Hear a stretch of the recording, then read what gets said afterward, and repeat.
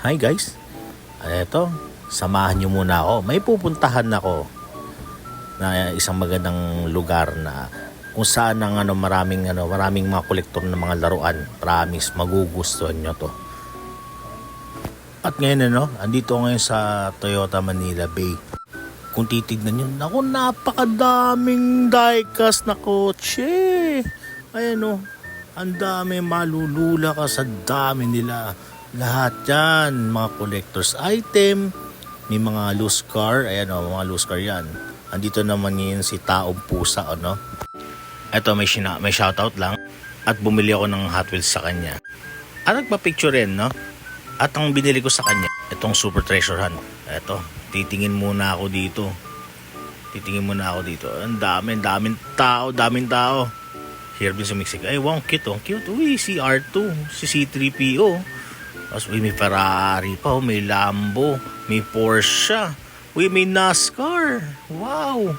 Mga loose car din, dito. Yan, mura lang yung mga yan. At may mga sellers din dito na grabe silang mag-discount sa atin, Promise, grabe talaga. At ang babait nila. Sobra. Open din sila for swap and trade. Tsaka, hindi lang Hot Wheels ang meron dito. Merong Takara Tomy, may Kaido House, may Jada. Marami pa. Mahihilo ka na talaga sa dami ng pagpipilian mo dito. Kahit ako hindi ko kinaya si Kuya Gardo sa Manting San. Ito pa, ang dami ko ng bit-bit Ang dami ko ng bit-bit.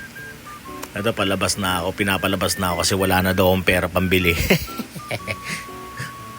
Mahirap na daw ako. Joke lang. Wala, nabili ko na yung mga gusto kong bibilin Ito, papunta na ako sa motor. Ito na mga napamili ko. At babiyahin na ako pa uwi. So guys, ito, nung pag-uwi ko ngayon, medyo nakakapagod din. Ang daming tao dito sa Toyota Manila Bay, Pero tignan mo, itong mga dala ko. So may nabili ako doon na Civic Type R na worth 150 pesos lang siya. Ito naman, hindi ko na maalala kung magkano ko nakuha to. Basta set sila. Ito yung kasama niya.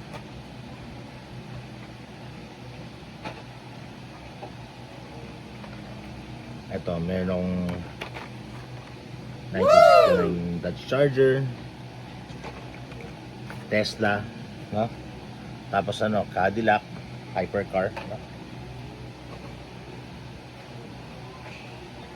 Tapos yung mga Skyline, ako dito na old school. Yan. Woo! Actually nakuha ko lang ng mura. Mura ko lang sa nakuha. Diba? Ayan to.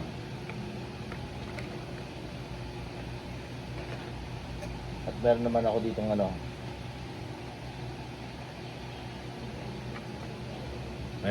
yung McLaren.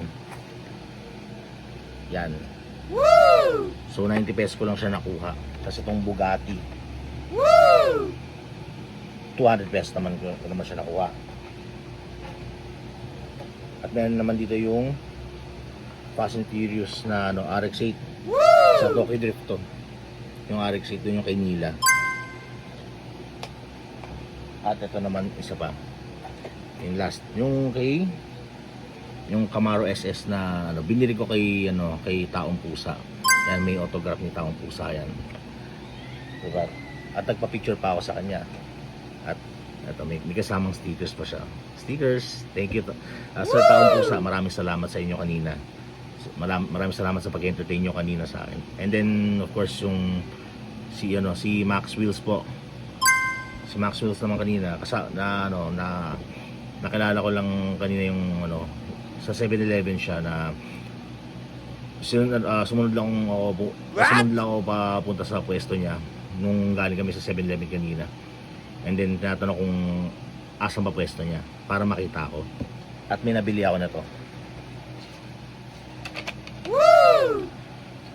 Yan. So dahil nga mapupuno na yung nasa pader, kailangan ng space. Kailangan ko na to. Kailangan niya mag-compress. So ito, 70 pesos lang to isa. 70 pesos ko lang nakuha to. So 10 piraso ko itong binili. Actually medyo nahihirapan din akong iuwi itong mga to sa dami ko rin binili. Yan.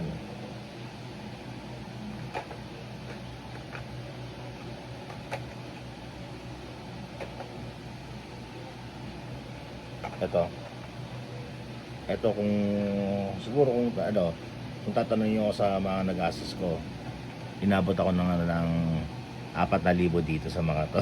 Wow! So yun lang, maraming salamat sa mga nakakwentuhan ko sa Toyota Manila Bay kanina. Grabe, may mga nakilala ako. Marami ring magagaling mag-customs, grabe.